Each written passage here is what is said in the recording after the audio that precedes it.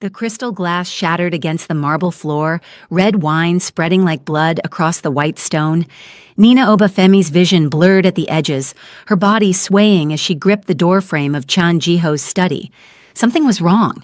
The champagne at dinner had tasted off, bitter beneath the bubbles, and now the room wouldn't stop spinning. Strong hands gripped her waist, not Jiho's hands, never Jiho's hands, guiding her away from the party. "Easy now," the American investor murmured, his breath hot against her ear. "Let's get you somewhere quiet." Nina's stomach lurched. Quiet. That word felt dangerous, but her tongue was too heavy to form a protest. Her legs wouldn't cooperate. The hallway tilted sickeningly as he steered her toward the elevator, his fingers digging into her hip in a way that made her skin crawl. Then everything exploded. 1 second, the investor was touching her. The next, he was airborne, slammed against the wall so hard the impact echoed through the corridor. Nina stumbled, her knees buckling, but before she could fall, different hands caught her, familiar hands, even though they'd never touched her before. Jiho. Her husband steadied her with one arm while his other hand wrapped around the investor's throat. The dragon tattoo that curved along his forearm flexed as he tightened his grip, the ink seeming to writhe in the dim lighting. "You dare touch what's mine!" Jiho's voice was unrecognizable, stripped of its usual cold control. Nina's heart hammered. Mine. Her vision swam, but she couldn't look away from the violence in her husband's face, the raw possession that contradicted every indifferent glance he'd given her in 6 months. "I didn't. She was drugged. I was helping." The investor clawed at Jiho's wrist, his face turning purple. "Helping?" Jiho's laugh was deadly soft, the way your hand was on her waist. The world tilted again. Nina's knees gave out completely, and suddenly she was being lifted, cradled against Jiho's chest as he carried her into his study. His cologne surrounded her, bergamot and something darker, dangerous. She'd never been this close to him before, never felt the controlled strength in his arms or the rapid thunder of his heartbeat against her cheek. He set her carefully on the leather sofa, his jaw clenched so tight she could see the muscle jumping beneath his skin. "Don't move." It wasn't a request. Jiho turned back to the investor, who was still gasping against the wall. "Get out, and pray I don't find out who helped you drug her." The threat hung in the air, sharp as a blade. The moment they were alone, Jiho was on his phone, his back to her as he paced. Nina's head was clearing slowly, the fog lifting enough for her to process what had just happened. "I want every person at that dinner investigated," Jiho said into the phone, his voice cold as winter. "Someone drugged her, and I will find out who." A pause. "And Father, this is the last time you use Nina as bait for your business schemes. She is off limits. Do you understand me? Off limits." Bait? Nina's chest tightened. What did that mean? Jiho ended the call and stood motionless for a long moment, his shoulders rigid. When he finally turned to face her, his expression was carefully blank, the mask he always wore around her sliding back into place. But she'd seen what was underneath. She'd felt it in the way he'd held her. "You should rest," he said quietly. "The doctor will be here soon." "What did you mean?" Nina's voice came out hoarse. "What's mine? You said you're confused. The drugs don't." She pushed herself upright despite the lingering dizziness. "Don't you dare gaslight me right now. I heard what I heard. On the phone just now, bait. Your father is using me as bait." His hands clenched into fists. "Go to bed, Nina. Everyone knows you despise me." The words burned coming out. "Your father makes his racist comments while you sit silent. Jiwoo shows up at every event to remind me I'm the unwanted black wife you were forced to marry. And now you're telling your father I'm off limits? Which is it, Jiho? Do I disgust you, or do I belong to you?" Something cracked in his composure. "Is that what you think? That I despise you? You won't even look at me most days. Because I can't." The words exploded out of him. Jiho crossed the study in 3 strides, stopping just short of touching her. His chest heaved. "You have no idea what you walked into when you signed that contract. The things my father—" He stopped himself, jaw working. Nina stood on shaking legs, closing the distance between them until she could see the storm in his dark eyes. Then tell me. I can't. Why not? Because the moment my father realizes you matter to me, you become leverage. His voice dropped to something raw, almost broken. You become a weapon he'll use against me, against everything I'm trying to... He stopped, seemed to realize what he'd just confessed. The air between them felt electric, charged with 6 months of unspoken words. I matter to you? Nina whispered. Jiho's laugh was bitter. Matter to me? He ran a hand through his perfectly styled hair, destroying it. Nina, do you know what it's been like? Watching you learn to hate me? Building walls to protect yourself from the monster you think I am? His eyes met hers, and the naked honesty there stole her breath. Every cold word I've spoken to you has been a lie. Before Nina could respond, before her racing heart could process what that meant, the study door burst open. Soo-jin stood there, Jiho's younger sister, her face pale with terror. Appa, Jiwoo told father everything he knows. Jiho went absolutely still. When he spoke, his voice was lethal calm. Knows what? That you're planning to testify, that you've been gathering evidence against him. Soo-jin's eyes darted to Nina, filled with warning. And he knows about her. He knows she matters. The temperature in the room dropped. Jiho's phone buzzed. He glanced at it and something dangerous flickered across his face, something that looked almost like satisfaction. Pack what matters, he said quietly, his hand closing around Nina's wrist with firm possession. We're leaving. Tonight. Leaving? Nina tried to pull away, but his grip was unbreakable. Gentle, but unbreakable. I'm not going anywhere until you explain. You belong to me, Nina. His voice dropped to something dark and possessive that sent heat spiraling through her despite everything. No one else. You never did. He pulled her closer, his free hand coming up to cup her face with devastating gentleness. And I'll be damned if I let my father use you as a pawn one more second. If you're already hooked on Nina and Jiho's dangerous love story, hit that subscribe button right now, because trust me, what happens next when his father discovers they're running? You won't want to miss a single second. The way he touched her, like she was precious, like she was his, made Nina's breath catch. His phone rang. He answered without breaking eye contact with her. It's done, someone said on the other end. FBI has the files. Jiho's smile was all sharp edges and danger. Good. He hung up and turned to Soo-jin. Get to the safe house. Now. What about you? I'm getting my wife out of here. The word wife sounded like a vow. And then I'm burning father's empire to the ground. Nina's pulse raced. Jiho, what have you done? What I should have done the day you walked through those doors. His thumb traced her cheekbone, the touch sending shivers down her spine. I'm setting us both free. But before he could explain further, before Nina could demand the full truth, an alarm shrieked through the mansion.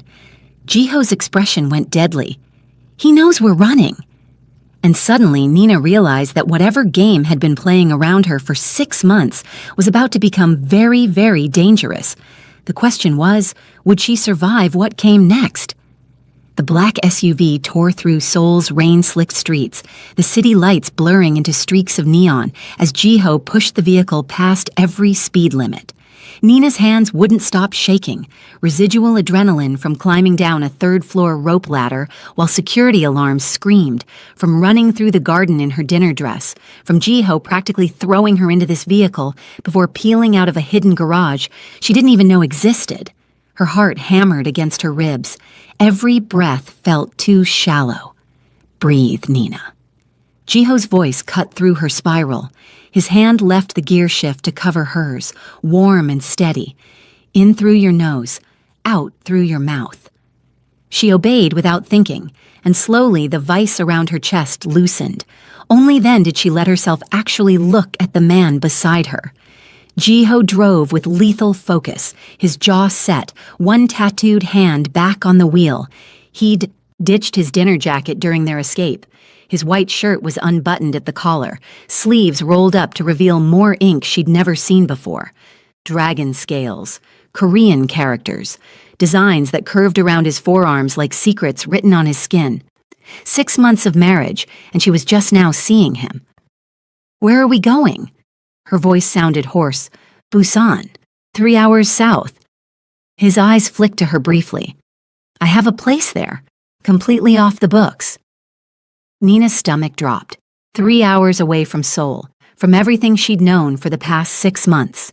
"Your father won't find it." Jiho's tone left no room for argument. "I've been preparing for this moment since before you arrived." That should have been comforting. Instead, it made her chest tighten with questions she wasn't sure she wanted answered. The rain hammered against the windshield, filling the silence between them. Nina pulled her hand from under his, not to reject the touch, but because she needed space to think, to process. "You said every cold word was a lie," she said quietly, staring at the droplets racing down the glass. "I need you to explain that. All of it. No more cryptic protection excuses." Jiho's knuckles went white on the steering wheel. For a long moment, she thought he wouldn't answer. Then he exhaled slowly, and when he spoke, his voice carried a weight that made her throat tight. "The night before you arrived, my father called me into his office." His jaw clenched, the muscle jumping. "He told me exactly how this arrangement would work. You weren't just payment for your brother's debt. You were insurance. Against me." Nina's breath caught. "What does that mean?" "I've been building a case against my father for 3 years. Evidence of trafficking, money laundering, murder." His eyes stayed fixed on the road, but his voice dropped lower, rougher. "But he's not stupid. He knew I was planning something, even if he didn't know what. So he found the perfect leverage to keep me in line." The pieces clicked together with sickening clarity. "Me. You." The word came out like a confession torn from his chest. Beautiful, brilliant American art curator with a brother in trouble. The perfect trap. His hand moved from the wheel to her thigh, the touch sudden and possessive. "He told me if I stepped out of line, if I tried to leave or testify, he'd make sure you suffered for it.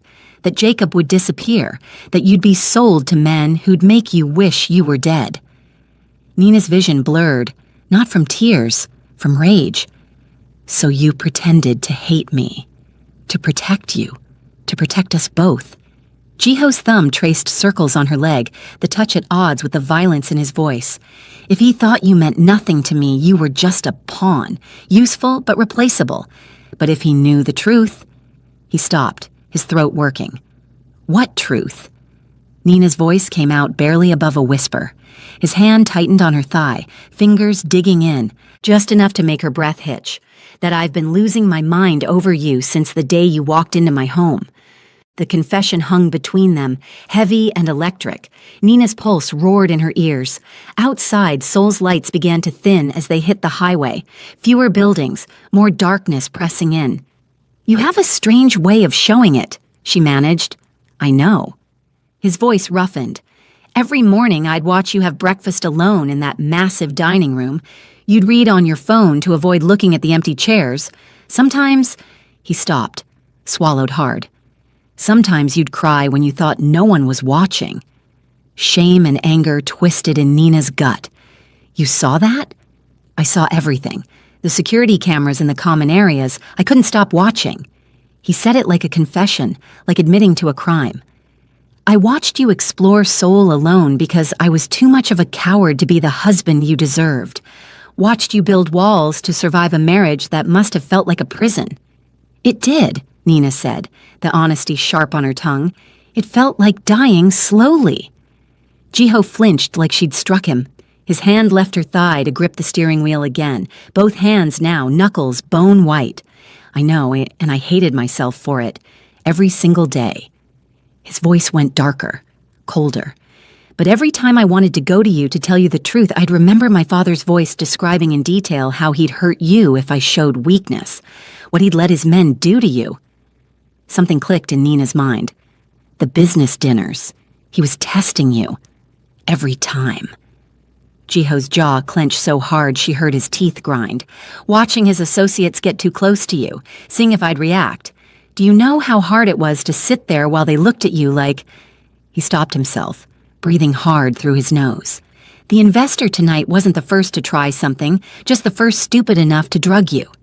Heat curled low in Nina's stomach despite everything. What happened to the others? The smile that crossed Jiho's face was cold enough to frost the windows. They're no longer in a position to do business with anyone. The casual implication sent a shiver down her spine. Not fear, but something darker. Something that felt dangerously like satisfaction. Your father, Nina said, forcing herself to focus. The FBI. You actually did it. The files were delivered 3 hours ago. By dawn, federal agents will raid every Chan family property in Seoul, Busan, and Jeju. Jiho took the next turn too fast, the SUV's tires squealing against wet asphalt. My father will be arrested. His entire empire will crumble. And you? Witness protection, probably. New identity, new life. He glanced at her, and something vulnerable flashed in his eyes. But you'll be free. Your contract null and void. Jacob's safe. You can go back to Brooklyn, to your real life. Is that what you want? The question came out sharper than she intended. For me to go back? Jiho's foot hit the brake. The SUV slid to a stop on the empty highway shoulder, rain pounding the roof like fists. He turned to her, and the raw hunger in his expression stole the air from her lungs. What I want, he said, voice dropping to gravel. And what's good for you are two very different things, Nina. That's not an answer. You want an answer? His hand came up to cup her jaw, thumb brushing her lower lip with devastating gentleness. I want you in ways that would make you run. I want to erase every lonely breakfast, every tear, every moment you felt unwanted. I want... He stopped, his control visibly fracturing. I want to keep you, but you deserve better than a man with blood on his hands and a target on his back. Nina's heart hammered. She should agree. Should thank him for the escape and plan her flight back to New York the moment this was over. Instead, she heard herself say, "What if I don't want better? What if I just want you?" Jiho's eyes went dark. Nina? 6 months, she interrupted, her voice shaking. 6 months I thought I was nothing to you, that I was just payment for a debt. Do you know what that did to me? Yes. The word came out broken. I watched it happen, every day. Then stop telling me what I deserve. She leaned into his touch, her hand covering his on her face. Stop protecting me from you. I'm so tired of being protected, Jiho. I want... She didn't get to finish. Jiho closed the distance between them, his mouth capturing hers in a kiss that felt like 6 months of starvation finally breaking. Nina gasped against his lips, and he took the opportunity to deepen the kiss, his hand fisting in her hair, angling her head exactly where he wanted it. He tasted like desperation and dark promises, like everything she should run from and everything she'd been craving without knowing it. When they broke apart, both breathing hard, Jiho pressed his forehead to hers. We can't. I have to get you to Busan. We're not safe yet. I know, Nina whispered. But neither of them moved. Then light flooded the SUV's interior. Jiho's entire body went rigid. His eyes flicked to the rearview mirror, and every trace of vulnerability vanished from his expression, replaced by cold calculation. What? Nina started. Headlights, he said quietly. Too quietly. Coming fast. Her stomach dropped. Is it? Probably. Jiho's hand left her face to shift the SUV into drive. His other hand found hers, squeezing once. Hold on to something. The vehicle roared back to life. Through the side mirror, Nina watched the headlights grow closer. Not one car, but 2. Maybe 3. How did they find us? Her voice came out thin. Jiho's smile was all sharp edges. Does it matter? He floored the accelerator and the SUV launched forward like a bullet. The speedometer climbed 120, 140, 160 kilometers per hour. Rain made the road a black mirror, reflective and treacherous. Behind them, the headlights matched their speed. Nina's fingers dug into the door handle, her heart in her throat. But when she looked at Jiho, at the fierce concentration on his face, the way his tattooed hands moved with absolute confidence, something fundamental shifted inside her. She wasn't running from him anymore. She was running with him, and somehow that made all the difference. There's a gun in the glove box, Jiho said calmly, like he was commenting on the weather. If I tell you to use it, don't hesitate. Nina's hands shook as she opened the compartment. The weapon gleamed dully in the dashboard light. Black metal, cold and heavy when she lifted it. "Have you ever—" Jiho started. "Brooklyn, remember?" Nina checked the magazine like her brother had taught her years ago. Full. "I know how to shoot." The pride that flashed across Jiho's face made her stomach flip. Behind them, one of the pursuing cars pulled alongside them in the left lane. Nina caught a glimpse of the driver, a man in a black suit, his face cold and familiar, one of her father-in-law's enforcers. The man raised a gun. "Get down!" Jiho yanked the wheel hard right. The gunshot was deafening even through the closed windows. The back windshield exploded into a spider web of cracks. And as Jiho swerved back onto the highway, accelerating into the rain-soaked darkness with his father's men right behind them, Nina realized, with crystal clarity, there was no going back to her old life now. This was her life. This danger, this man, this impossible choice. The only question left was, would she survive it? The safe house wasn't what Nina expected. Tucked into the cliffs overlooking Hyundai Beach, the modern glass structure seemed to float above the ocean, all clean lines and floor-to-ceiling windows that revealed the pre-dawn darkness and churning waves below.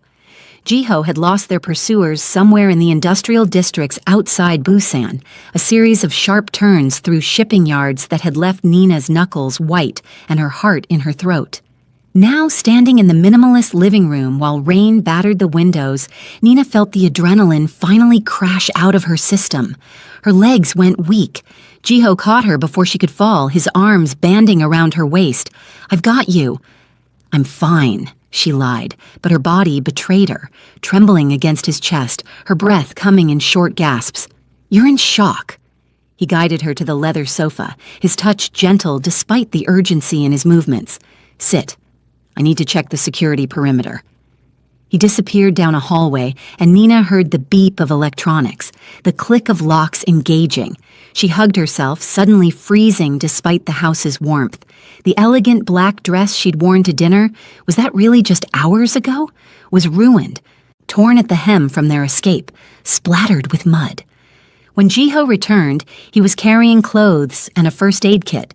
He'd stripped off his dress shirt, leaving him in just a white undershirt that revealed the full canvas of tattoos covering his arms, dragons and Korean characters and designs that seemed to tell stories she didn't yet know. "You're bleeding." He knelt in front of her, reaching for her leg. Nina looked down, a gash on her calf she hadn't even felt, blood soaking through her torn stockings. When did that happen?" "Probably when we climbed the fence." Jiho's jaw tightened as he carefully peeled away the ruined nylon. "This is going to sting." The antiseptic burned, but Nina barely felt it. She was too focused on the way Jiho's hands trembled slightly as he worked. This man who'd been so controlled for 6 months, now coming apart at the seams. "Hey," she said softly. "I'm okay." His eyes lifted to hers, dark and tormented. "You got shot at tonight because of me. Because I was selfish enough to want you safe when I should have just—" He stopped, his throat working. "Should have what? Let your father win?" Nina caught his face between her hands. "You saved my life tonight, Jiho, multiple times. After endangering it in the first place. Stop." She leaned forward, resting her forehead against his. "Stop punishing yourself for keeping me alive." For a moment, they just breathed together, the storm raging outside and something equally turbulent building between them. Then Jiho's phone buzzed, shattering the moment. He pulled it out, and Nina watched his expression shift from exhausted to relieved to murderous in the span of seconds. "What is it?" "Sujin, she made it to the other safe house." He scrolled down, his jaw clenching. "But there's something else, something she overheard my father saying before she escaped." Nina's stomach dropped at his tone. "Tell me?" Jiho stood abruptly, pacing to the windows. Rain streaked the glass, distorting the view of the churning ocean below. When he spoke, his voice was carefully controlled, too controlled. "My father knew about my investigation, not recently. He's known for almost a year." "What?" Nina's chest tightened. "But then why?" "Why arrange our marriage?" Jiho turned to face her, and the anguish in his eyes made her breath catch. Because he needed leverage. Someone I'd care about but who had no protection, no power, no connections in Korea. His hands clenched into fists. He researched you specifically, Nina. Found out about Jacob, about your mother's death, about how you'd do anything to protect your brother. The room tilted. He chose me. On purpose. He chose you because you were perfect. Jiho's voice went rough. An American art curator with a vulnerable younger brother. Someone I'd be drawn to. Someone who'd eventually matter to me. He crossed back to her, kneeling in front of the sofa. He fabricated Jacob's debt to get you here, to trap you in this marriage. And once you were here, he could use me to control you, Nina finished, her voice hollow. Yes. The word came out broken. And I played right into his hands. I tried so hard to protect you by pretending you meant nothing. But he knew. He knew from the beginning that I'd fall for you. That's why he picked you. Nina's mind raced, pieces clicking into place with sickening clarity. The racist comments Chan Sr. made, designed to sell the illusion that Jiho despised her. The business dinners where associates got too close, tests to see if Jiho would break character, 6 months of calculated cruelty, all orchestrated by a man who'd weaponized her existence. I was bait, she whispered, from day one. You were supposed to be. Jiho's hand found hers, his thumb tracing circles on her palm. But somewhere along the way, you became something else, something he didn't account for. What? The reason I'm finally strong enough to destroy him. Jiho's eyes blazed with fierce determination. He thought trapping me with someone I'd care about would make me weak. Instead, you made me... Nina's phone, the burner Jiho had given her, buzzed on the coffee table. They both stared at it like a grenade with the pin pulled. Don't answer it, Jiho said quietly, but Nina was already reaching for it. Unknown number.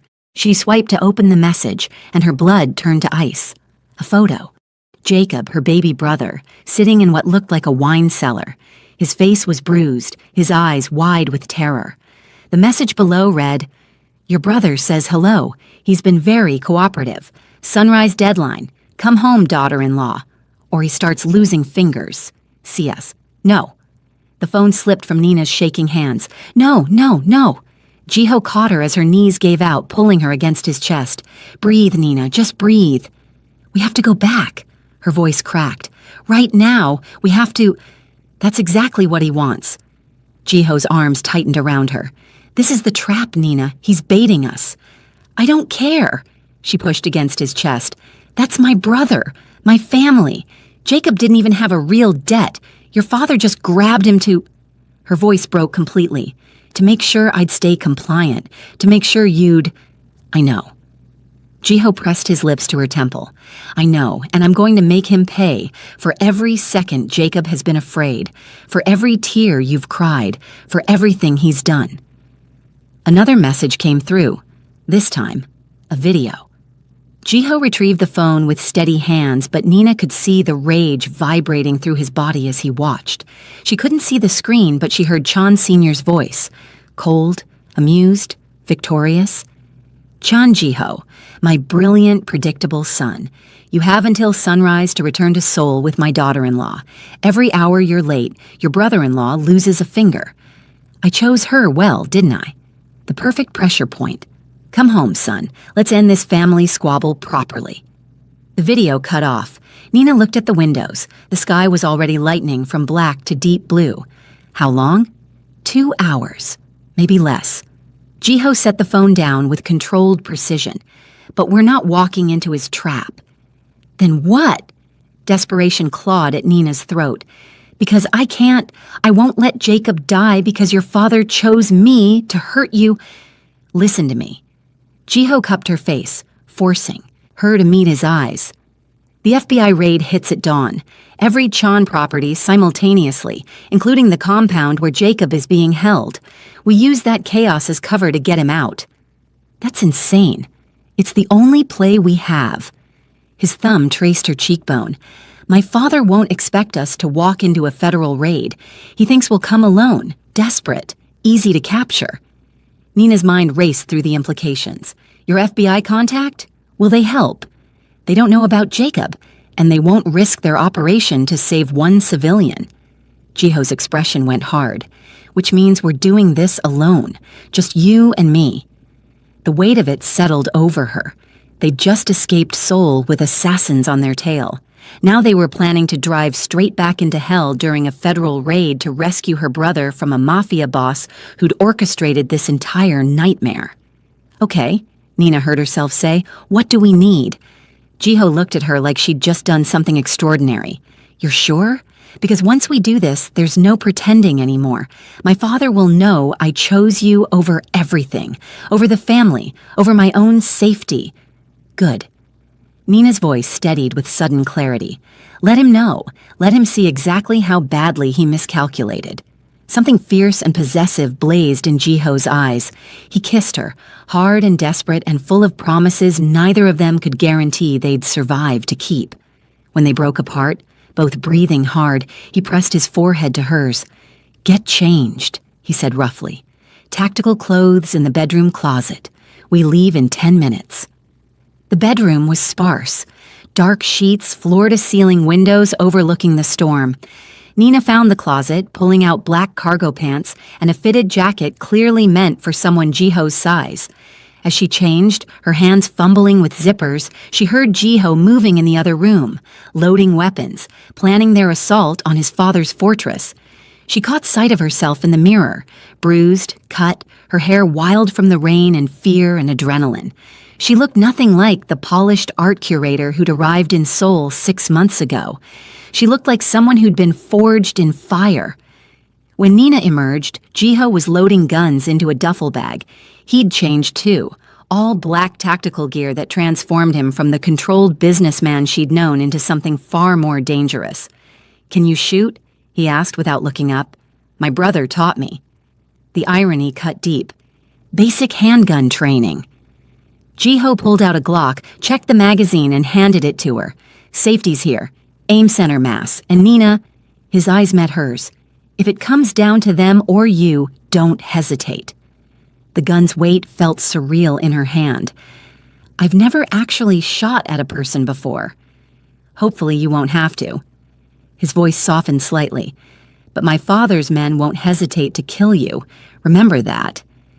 Nina tucked the weapon into her waistband, the cold metal pressing against her spine.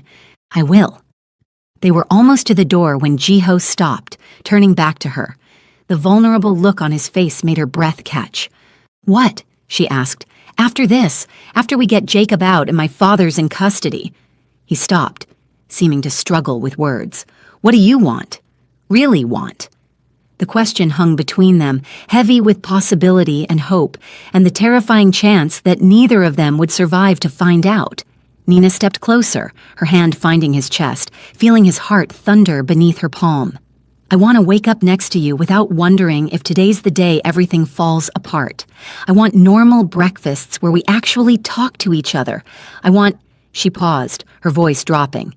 I want to know the man behind the mask, all of him, not just the dangerous parts. Jiho's hand covered hers. That man is broken, Nina, damaged in ways I don't know how to fix. Then we'll figure it out together. She rose on her toes, kissing him softly. I'm done running from this. From you. From whatever we could be. The kiss deepened. 6 months of longing and fear and desperate hope pouring between them. Jiho's arms banded around her waist, lifting her slightly off the ground, and for a moment the world narrowed to just this.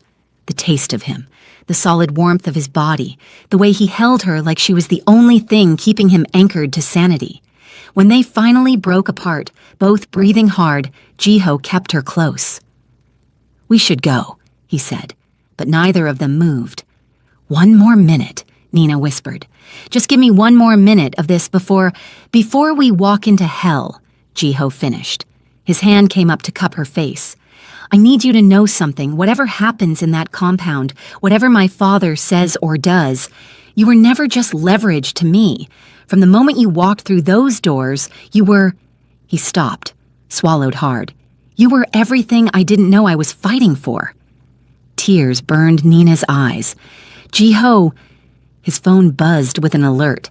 FBI's moving into position, he said quietly, not looking away from her face. "We need to leave now." Reality crashed back. Nina nodded, straightening her jacket, checking her weapon one more time. They climbed into the SUV and the safe house disappeared behind them as they raced back towards Seoul. Back toward the nightmare they'd just escaped. "Tell me about Jacob," Jiho said as they hit the highway, his voice carefully neutral. "What's he like?" The question surprised her. "Why?" "Because I need to know who we're saving, and—" He paused. "Because he matters to you, which means he matters to me." Nina's throat tightened. "He's 23. Just finished his master's in engineering at Columbia. He's brilliant and stubborn and has the worst taste in girlfriends." A sad laugh escaped her. "He used to call me every Sunday, just to talk, about nothing and everything." Her voice cracked. "Your father took that from me, took my Sunday calls and my peace of mind, and made me think my brother was in danger because of his own mistakes, when really my father was using him as a tool." Jiho finished, his voice dark. "One more way to control you, to keep you compliant and afraid." They drove in tense silence for a while, Seoul's lights growing brighter on the horizon. Nina watched Jiho's profile, the sharp line of his jaw, the tension in his shoulders, the way his tattooed hands gripped the wheel like he was holding onto control by his fingernails. "Promise me something," she said quietly. "Anything. If it comes down to choosing between saving Jacob and saving yourself, I'll save you both." His voice left no room for argument. "That's the only option I'm accepting. Jiho, if you have to choose—" "No." He glanced at her, his eyes blazing. "I've spent 6 months making impossible choices to keep you safe, sacrificing my own happiness, my own sanity, to protect you from a monster who planned this entire nightmare." His hand found hers on the center console, squeezing tight. "I'm done with impossible choices. We get Jacob out. We end my father's empire, and then we build something new. Together." The word "together" settled into Nina's chest like an anchor. "Okay," she whispered. "Together." As they crested the hill overlooking Seoul, the city spread out before them like a glittering web of lights and shadows. Jiho's phone rang. "It's my contact," he said, answering. He listened for a moment, and his expression went dark. "Understood. We'll be ready." "What?" Nina demanded as he hung up. "The raid starts in 30 minutes. They're hitting the compound first. It's the center of my father's operations." Jiho's hands tightened on the wheel. "And my father knows they're coming. He's barricaded himself in the East Wing with his most loyal men." "The wine cellar," Nina realized, her stomach dropping. "Where Jacob is." "Exactly." Jiho's smile was cold and sharp as a blade. "My father's making his last stand, and he's using your brother as a human shield, which means this is going to get very, very bloody." Nina checked her gun, her heart hammering against her ribs. "Then let's make sure we're the ones who walk out alive." As they raced through Seoul's empty pre-dawn streets, the compound rising in the distance like a fortress built on cruelty and control, Nina felt something fundamental shift inside her. Fear, yes, but also something fiercer, something that tasted like rage and determination, and the absolute certainty that she would not let Chan Sr. win. She'd spent 6 months as Chan Jiho's wife in name only, a pawn in a game she hadn't known she was playing. Now, racing toward danger with a gun at her back and her brother's life in the balance, she was finally becoming Jiho's partner in truth. The question was, would they both survive long enough to build the future they'd just promised each other? "Almost there," Jiho said quietly, and Nina saw the compound's gates ahead, tall and imposing, the prison that had held her captive for half a year.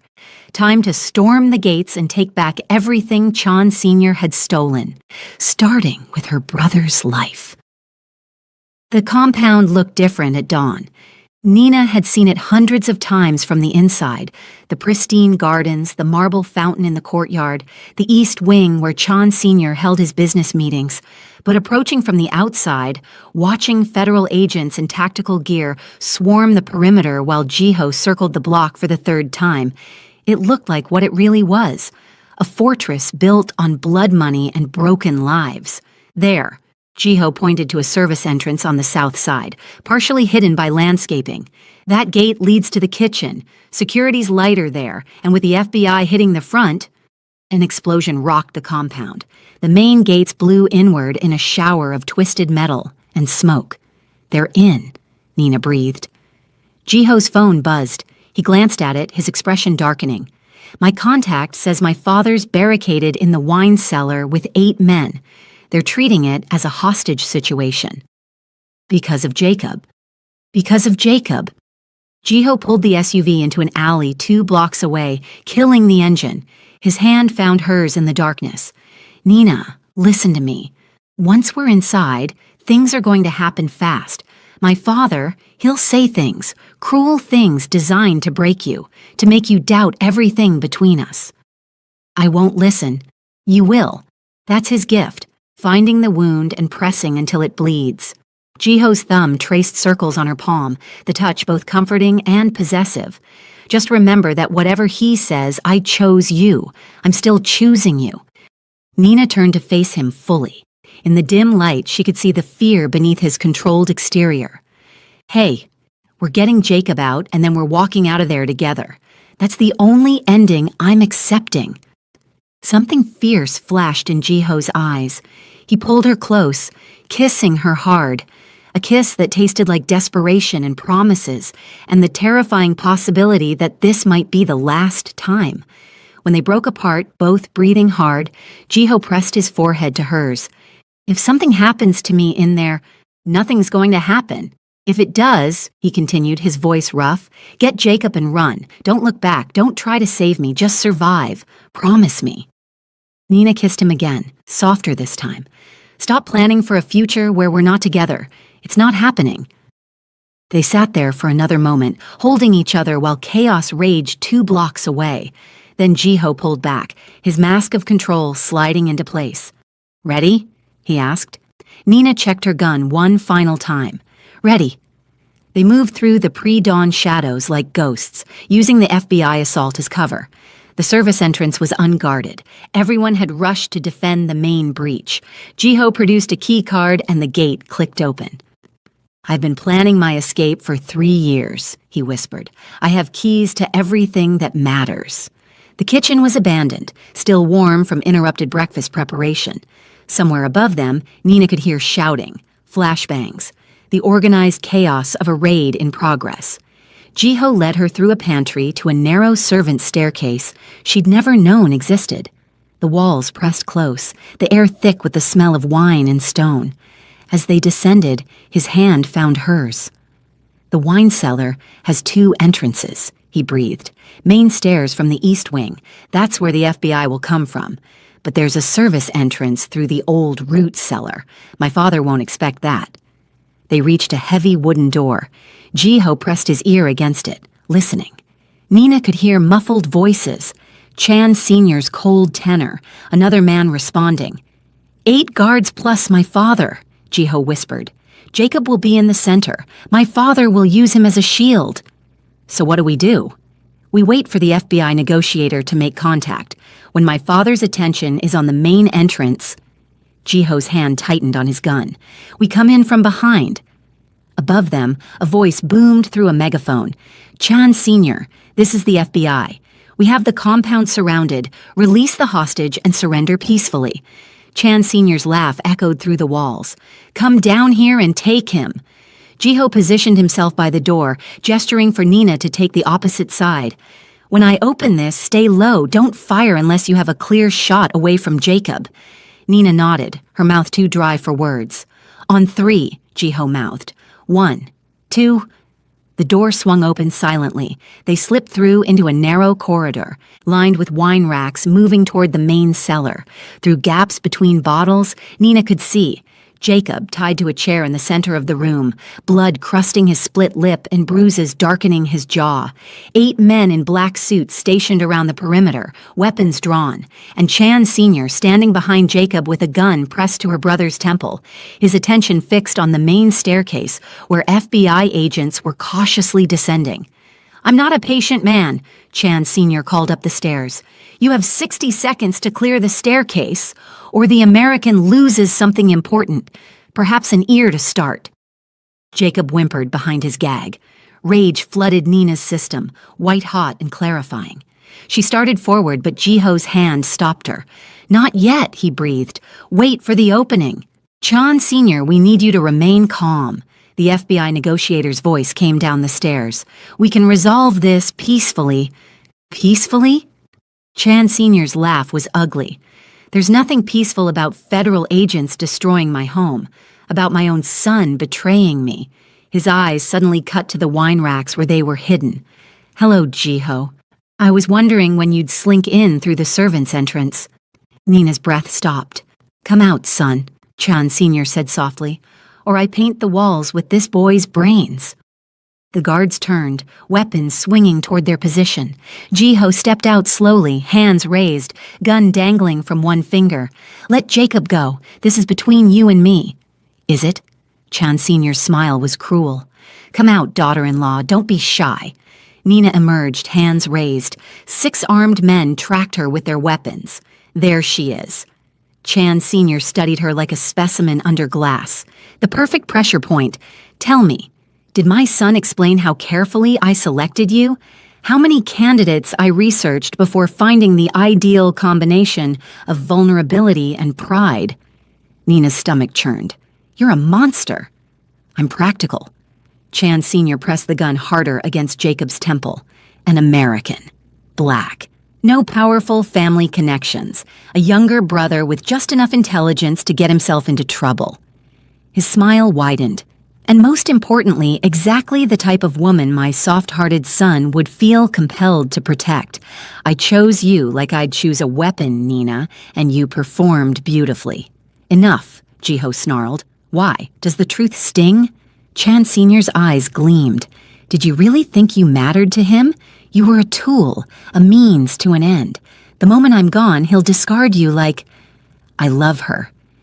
Jiho's voice rang out clear and certain. "That's what you never understood, Father. You gave me the one thing worth fighting for, and you were too blind to see it." Chan Sr.'s face twisted with rage. "You weak, sentimental fool, just like your mother, and look what happened to her." "You killed her," Jiho said flatly.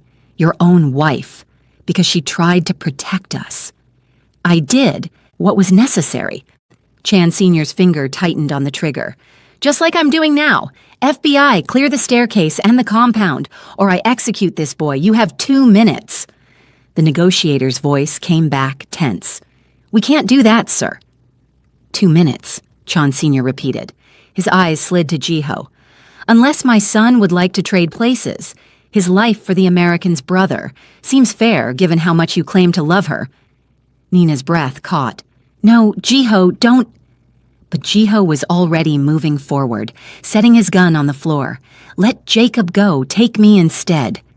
"Jiho, no!" Nina's scream echoed off stone walls. Chan Sr. smiled. "Now we're negotiating." He gestured to one of his men. "Untie the boy." As the guard moved to free Jacob, everything happened at once. Jacob stumbled forward into Nina's arms. Chan Sr.'s gun swung toward Jiho, and a shot rang out from the main staircase. One of Chan Sr.'s guards dropped. FBI agents poured down like an avalanche, voices overlapping. "Drop your weapons! Hands up! Nobody move!" Chan Sr.'s men scattered. Some surrendered. Others raised weapons, and Chan Sr. grabbed Jiho, using him as a human shield, the gun now pressed to his son's temple. "Back away!" Chan Sr. screamed at the FBI. "Back away or I kill him!" Nina's world narrowed to that single point, the gun against Jiho's head, her husband's eyes finding hers across the chaos. "Get Jacob out!" Jiho mouthed. But Nina couldn't move, couldn't breathe, couldn't do anything but watch as Chan Sr. backed toward a corner, dragging Jiho with him. "You chose her over me," Chan Sr. hissed in Jiho's ear. "Over your own blood. You betrayed everything." "Everything you built," Jiho corrected. "I'm building something better." Chan Sr.'s finger tightened on the trigger. And then, movement from the shadows behind Chan Sr. A figure stepped into dim light, gun raised. Su Jin. Her hands shook, tears streaming down her face, but her aim never wavered. "Let him go, Father," she whispered. Chan Sr. went very still. "Daughter, put that down. You won't shoot your own father." "Let Jiho go." Sujin's voice cracked. "Please. You're too weak," Chan Sr. said with certainty. "You've always been weak, just like your pathetic mother." "Don't talk about Mom." Chan Sr.'s smile was cruel. "Your whore mother who tried to steal my children, who got exactly what she—" The gunshot shattered the air. Everything stopped. Chan Sr. stumbled, but his grip on Jiho tightened. His gun stayed pressed to Jiho's temple even as blood bloomed across his shoulder. "You shot me," he said, almost wonderingly. Then his face twisted with rage. "You stupid girl, you just killed your brother." His finger squeezed the trigger. Nina screamed, and the world exploded into violence. The gunshot never came. Jiho moved with the lethal precision of someone who'd trained his entire life for this moment. His elbow drove back into Chan Sr.'s gut with brutal force, and the older man's grip loosened just enough. Jiho twisted, grabbing his father's wrist and forcing the gun upward as it discharged into the stone ceiling. The crack of gunfire was deafening. Debris rained down, and then Jiho's fist connected with Chan Sr.'s jaw, once, twice, 3 times with savage efficiency. Chan Sr. crumpled, the gun clattering across the floor. FBI agents swarmed in immediately, weapons trained on Chan Sr.'s remaining guards. "On the ground! Hands behind your head! Now!" Nina couldn't move. Her legs had turned to water, her hands still gripping Jacob, who was sobbing against her shoulder. She'd just watched Jiho nearly die, had seen Chan Sr.'s finger tighten on the trigger, had opened her mouth to scream. And now Jiho was crossing the wine cellar toward her, his knuckles bloody, his eyes wild with something between rage and relief. "Nina." He pulled her and Jacob both into his arms, his whole body shaking. "I've got you. You're safe.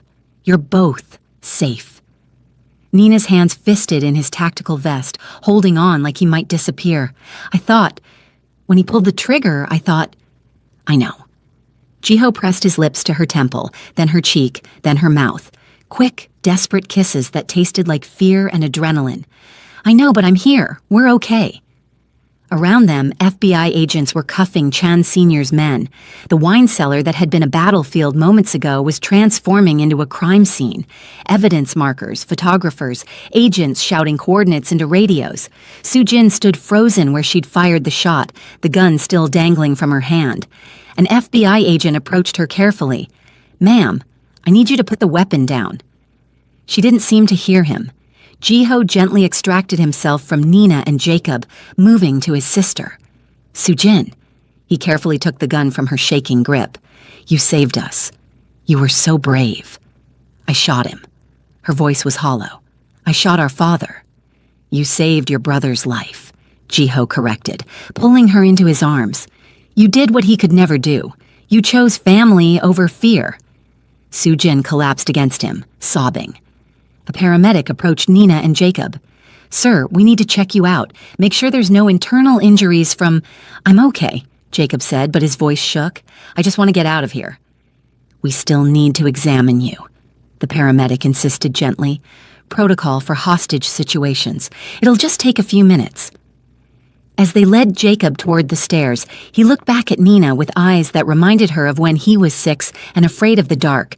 "You're coming, right?" "Right behind you," Nina promised. "I just need to—" An FBI agent appeared at her elbow. "Ms. Obafemi, I'm Special Agent Rodriguez. We need your statement about what happened here." Nina looked between Jacob's retreating form and Jiho, who was still holding his sister while she fell apart. "Can it wait?" "My brother—" "Your brother is in good hands, and frankly, we need to move quickly while details are fresh." Rodriguez's expression softened slightly. "The sooner we get statements, the sooner we can ensure Chan Sr. never sees daylight again." Nina nodded reluctantly, watching Jacob disappear up the stairs with the paramedics. Jiho settled Sujin with a victim advocate, then crossed back to Nina. His hand found hers, automatically, fingers lacing together like they'd been doing it for years instead of hours. "They want my statement too," he said quietly. "About everything. The evidence I've been gathering, the operations, all of it." "How long will that take?" "Hours." Maybe longer. Jiho's thumb traced circles on her palm. You should go be with Jacob. He needs you more than I do right now. You almost died 20 minutes ago, Nina said, her voice cracking slightly. Don't tell me you don't need me. Something fierce and vulnerable crossed his face. He pulled her into a quiet corner away from the organized chaos of federal agents processing the scene. His hands came up to cup her face, and Nina could feel the tremor in them, the adrenaline crash, the delayed shock of how close he'd come to having his brains blown out. I keep thinking about that moment, Jiho said roughly, when he had the gun to my head and all I could see was your face. All I could think was that I'd finally told you I loved you, but we'd never get the chance to... He stopped, swallowing hard. To what? Nina whispered. To have a real morning together, make breakfast, talk about stupid things that don't matter, figure out what we like for coffee. His voice dropped lower. To wake up next to you without wondering if it's the last time. Nina's eyes burned with tears.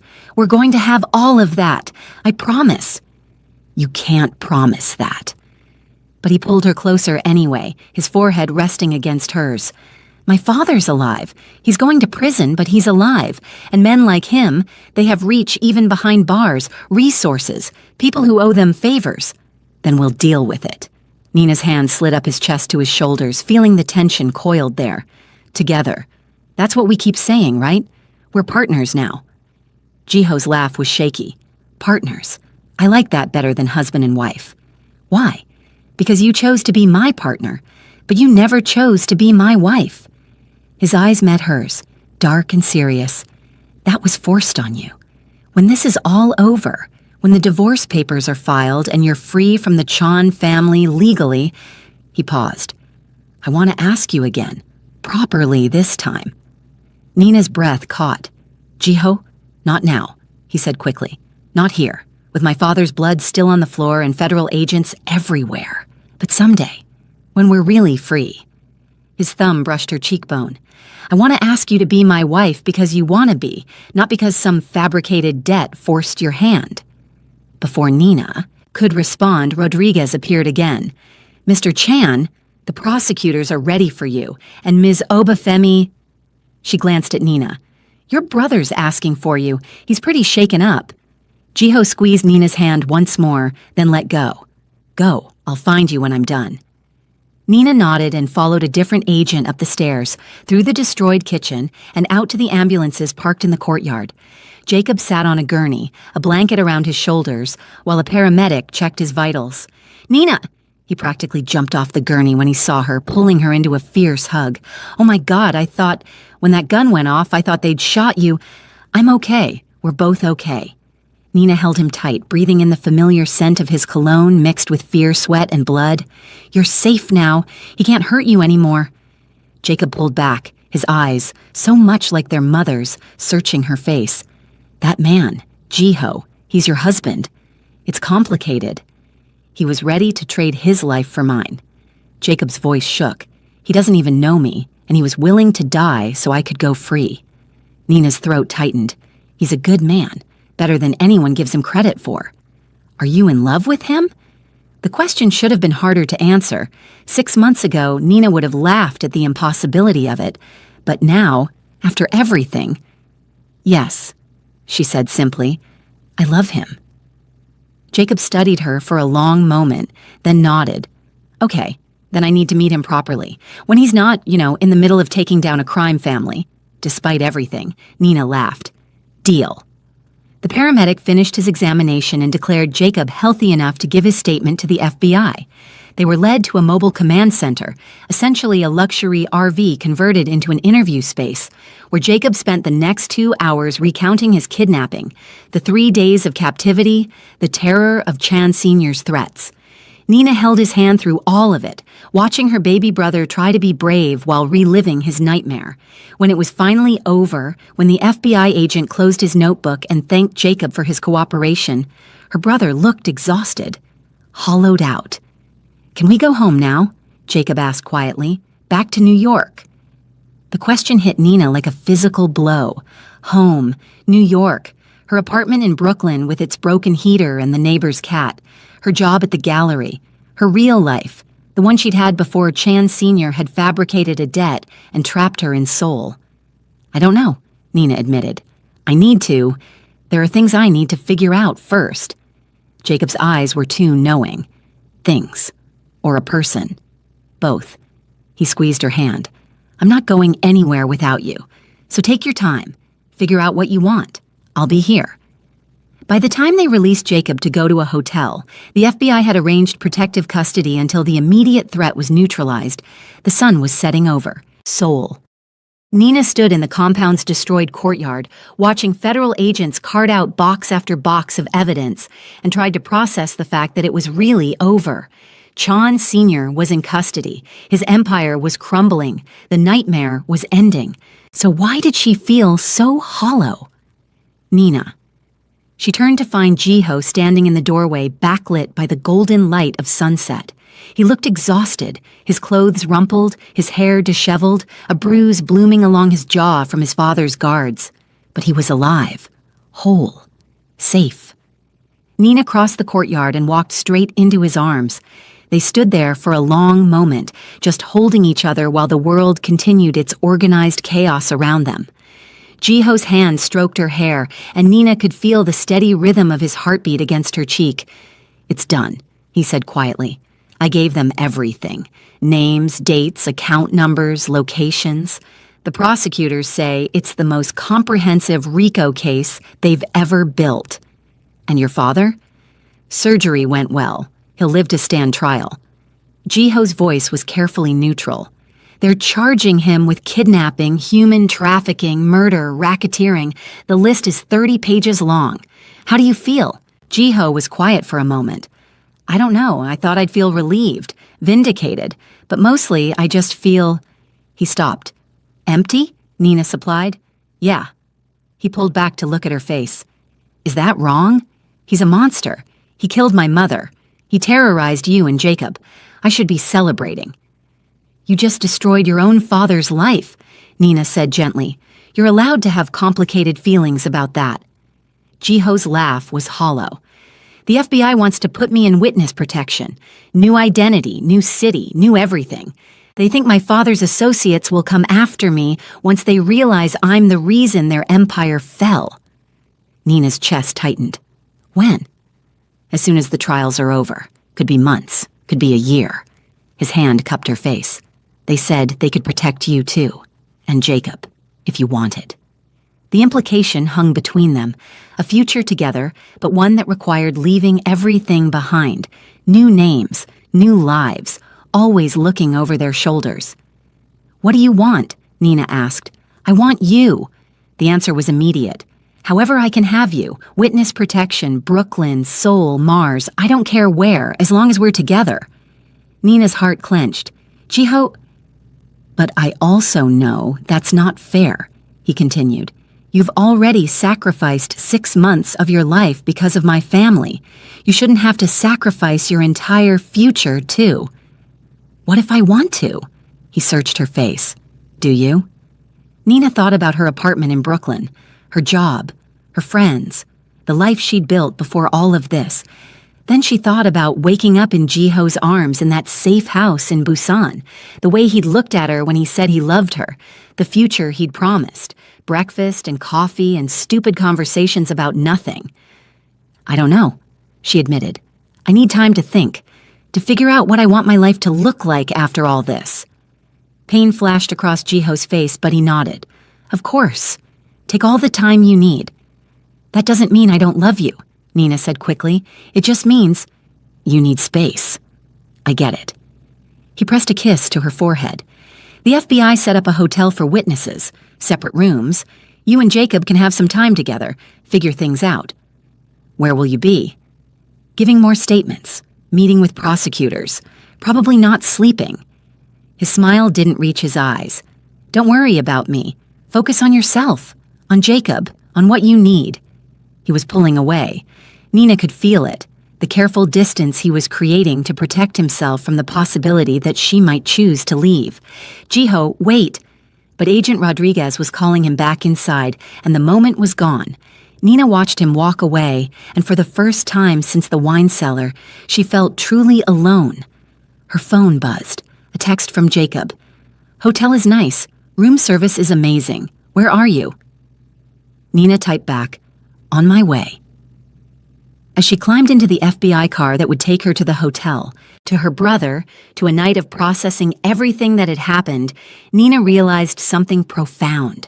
For 6 months, she'd been trapped in a marriage she didn't choose, with a man who pretended to hate her. Now she was free. The question was, what did freedom actually mean when the man she loved was offering her forever? But forever came with a price written in blood and witness protection. 3 weeks later, Nina stood in her Brooklyn apartment for the first time in 7 months. Nothing had changed. The broken heater still clanked. The neighbor's cat, an orange tabby named Cheeto, sat on her fire escape like he'd been waiting for her return. Her plants were dead, courtesy of her neglectful subletter, but otherwise everything was exactly as she'd left it. It should have felt like coming home. Instead, it felt like visiting a museum dedicated to someone else's life. "This place is tiny," Jacob said from the doorway, hauling in her suitcase. "I forgot how tiny New York apartments are." "It's cozy," Nina corrected automatically, but her heart wasn't in it. Jacob set down the suitcase and studied her with those two perceptive eyes. "You haven't heard from him, have you?"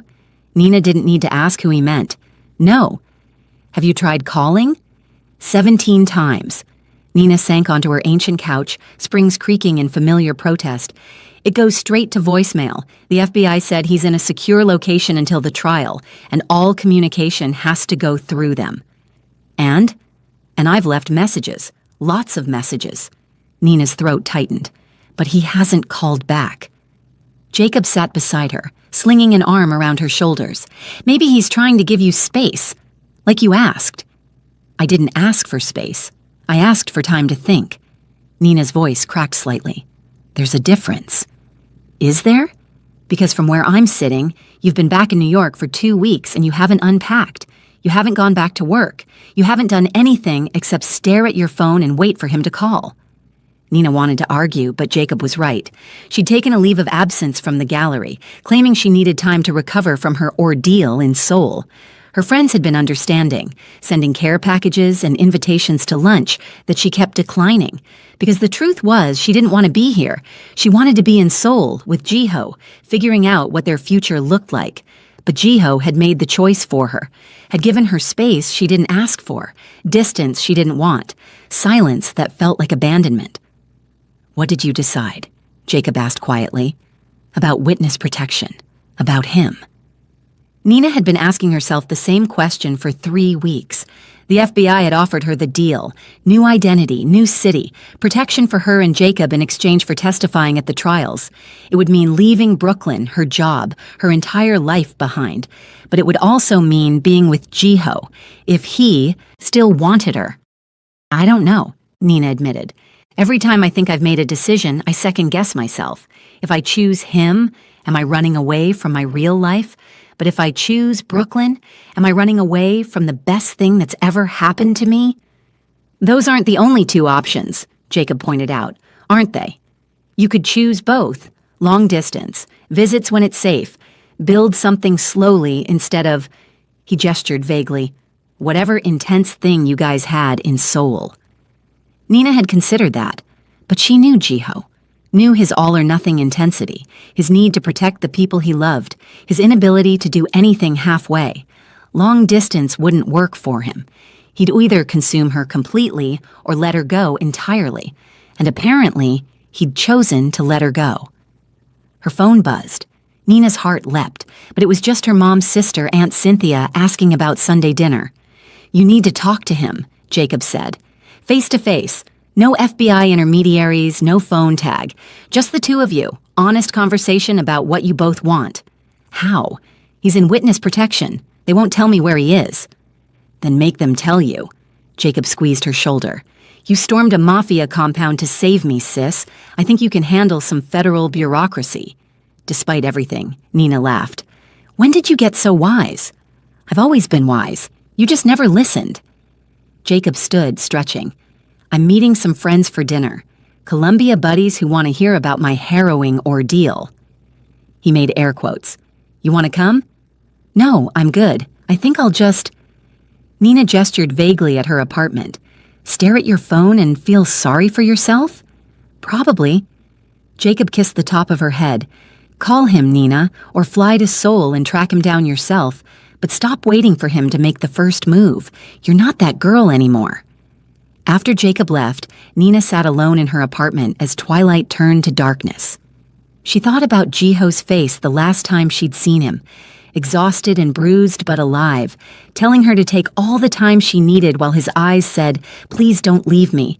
She thought about the way he'd kissed her in that safe house in Busan, like she was oxygen and he'd been drowning.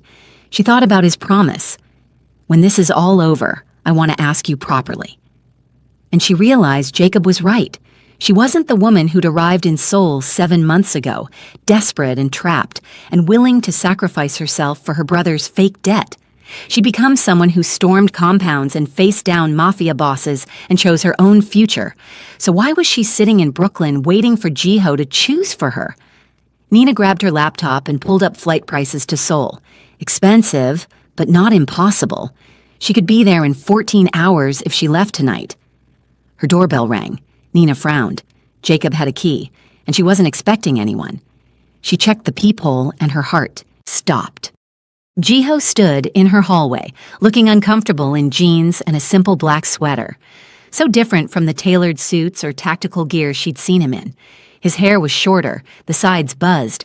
He looked thinner, too, like he hadn't been sleeping or eating properly. He looked beautiful. Nina yanked open the door. "What are you doing here?" "I know you said you needed time," Jiho said in a rush, "and I tried to give it to you. I really did, but I can't—" He stopped, running a hand through his shorter hair. "Can I come in?" Nina stepped back wordlessly, and Jiho entered her tiny apartment. He looked around, taking in the dead plants, the ancient furniture, the narrow kitchen that was barely bigger than a closet, and Nina suddenly saw it through his eyes. The cramped space, the radiator that clanked, the water-stained ceiling. This was what she'd give up if she chose him. "It's not much," she said defensively. "It's perfect." Jiho turned to face her. "It's you, independent and resilient and making the best of what you have." His eyes were dark, intense. "I've been staying in an FBI safe house that's all stainless steel and security cameras. It's like living in a very comfortable prison, and all I could think about was this." He gestured around her apartment. "Your real life, the one you had before my family destroyed everything." "You didn't destroy anything," Nina said quietly. "Didn't I?" Jiho's laugh was bitter.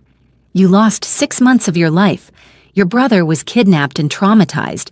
You'll probably have nightmares about wine cellars for years, all because my father decided you'd make good leverage." "And I met you," Nina finished. "Yes, your father is a monster. Yes, the situation was terrible. But Jiho—" She crossed to him, taking his hands in hers. "You were the best thing to come out of all that darkness. Don't you see that?" "I see that you deserve better." But his fingers tightened on hers. Better than a man with blood on his hands and a family name that's about to become synonymous with organized crime. Better than witness protection and looking over your shoulder for the rest of your life. "Stop telling me what I deserve," Nina said, her voice firm. "I'm a grown woman. I get to decide that for myself." "Then decide." Jiho's eyes searched her face desperately. "Because I've been going crazy in that safe house, wondering if you chose Brooklyn, chose your real life, chose to move on from the nightmare that was our marriage. Is that what you think I'd do? Just forget you? I'd understand if you did." His voice dropped lower. "I asked you to give up everything for me. Your home, your job, your identity. That's not love, Nina. That's selfishness." "You're an idiot," Nina said. Jiho blinked. "What?" "You heard me. You're an idiot if you think I'm sitting in this apartment trying to forget you." Nina moved closer, her hands coming up to frame his face. "I've been sitting here trying to figure out how to get back to you. Because yes, Brooklyn is my home. But Jiho—" Her voice cracked. "You're my home too, and I don't know how to choose between them." Something fierce and hopeful blazed in Jiho's eyes. "Then don't." "What do you mean? Don't choose?" Jiho's hands found her waist, pulling her flush against him. The trials won't start for at least 6 months. The FBI says I need to stay in protective custody, but they didn't say where. And New York has some of the best federal protection in the country. Nina's breath caught. I'm saying we don't have to do witness protection in some random Midwestern city.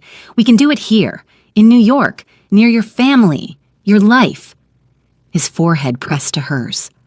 I can be whoever the FBI needs me to be during the day, but at night I come home to you. We figure this out together, one day at a time. What about after the trials? After the trials, we decide together. Maybe we stay in New York. Maybe we go back to Seoul. Maybe we find some third option neither of us has thought of yet. Jiho's thumb traced her cheekbone. But we decide together, as partners. He paused. If you'll have me. If I'll have you? Nina laughed through sudden tears. Jiho, I've been miserable without you. This apartment felt empty. Brooklyn felt empty. Everything felt empty because you weren't here. Yeah? His voice was rough with emotion. Yeah. Nina pulled him down into a kiss that tasted like relief and promise, and coming home. When they broke apart, both breathing hard, she whispered, So yes, I'll have you, in whatever form that takes. Jiho's smile was blinding. He kissed her again, deeper this time, his hands sliding into her hair as he walked her backward toward the couch. They collapsed onto it together, the ancient springs protesting loudly, and both of them started laughing. This couch is terrible, Jiho said between kisses. I know. Nina pulled him closer. But it's mine. Ours now, I guess. Ours, Jiho repeated, like he was testing the word. I like that. They spent the rest of the evening tangled together on Nina's terrible couch, talking about everything and nothing. Jiho told her about the safe house, the endless debriefings, the prosecutors preparing their case.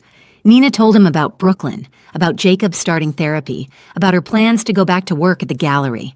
As midnight approached and Cheeto the cat yowled outside the window, Jiho shifted to pull something from his pocket.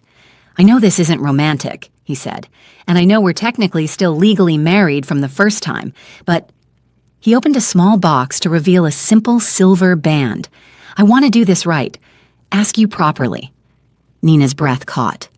Nina Obafemi, Jiho said, his voice steady despite the emotion in his eyes. Will you marry me?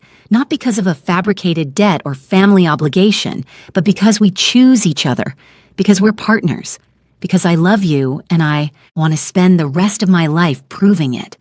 Tears streamed down Nina's face. We're already married, you idiot. I know, but that marriage was forced on you. This one, he slid the ring onto her finger. This one is your choice. Then yes. Nina pulled him into a kiss. Yes, I choose you. I choose us. They made love on her terrible couch with the radiator clanking and Cheeto watching judgmentally from the fire escape. And somehow, it was perfect. Later, as they lay tangled together in her narrow bed, Jiho's fingers traced the ring on her hand. What are you thinking? Nina asked. That 6 months ago I was in a mansion in Seoul, planning to spend the rest of my life alone and miserable. And now I'm in a Brooklyn apartment with a broken heater and a judgmental cat, and I've never been happier. Nina smiled against his chest. The cat's name is Cheeto. He belongs to my neighbor, but he's basically mine now. Of course he is. Jiho kissed the top of her head. What time does Jacob come back? Should I be worried about him finding me here? He'll be thrilled. He wanted to meet you properly anyway. Nina tilted her head to look at Jiho's face. Are you sure about this? Staying in New York, building a life here instead of Seoul? I'm sure about you, Jiho said simply. Everything else we'll figure out as we go. And as Nina drifted off to sleep in Jiho's arms, the radiator clanking its familiar rhythm and the city humming outside her window, she realized something profound. She'd spent 6 months in a Seoul mansion, feeling like a prisoner. But here, in her tiny Brooklyn apartment with the man she loved, she'd never felt more free. Freedom wasn't about location or circumstance. It was about choice. And she'd chosen love. She'd chosen partnership. She'd chosen Jiho. And that made all the difference. From enemies to lovers, from Seoul to Brooklyn, from forced marriage to chosen partnership, Nina and Jiho's story is complete. If you loved every twist, every confession, every dangerous moment, hit that like button and subscribe for more Afro-Korean romance that'll keep you up at night. Drop a comment telling me, Team New York or Team Seoul? Where should they build their future? See you soon.